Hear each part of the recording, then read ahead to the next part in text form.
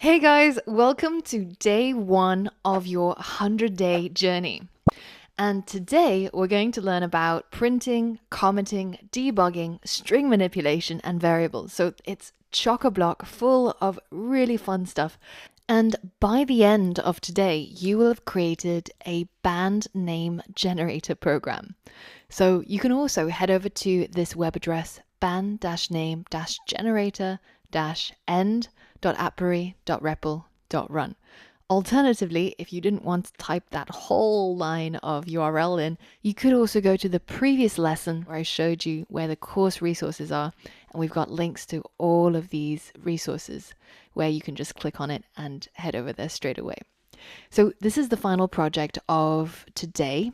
And the idea is that, let's say that your friend was starting a new band, a rock band or a classical band, and they're struggling to come up with a good name. So you come into the rescue and send them your band name generator program. So it asks you for the name of the city that you grew up in. So mine was Bristol in the southwest of the UK. And then it'll ask you what's the name of your pet. I had a pet rabbit when I was younger, and I am probably the least imaginative person, classic programmer personality. So I called my rabbit Rabbit.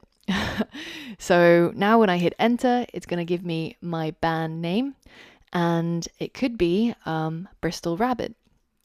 So that sounds pretty cool. It could be like a rock band. So this is what you're going to make, and in the process, in order to create this, you're going to learn about printing, inputting, commenting, debugging, name errors, syntax errors, string manipulation, variables, and a whole lot more.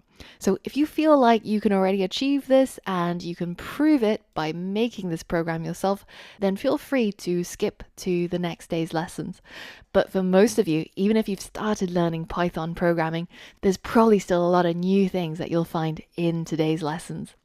So once you're ready, head over to the next lesson and let's get started and get coding straight away.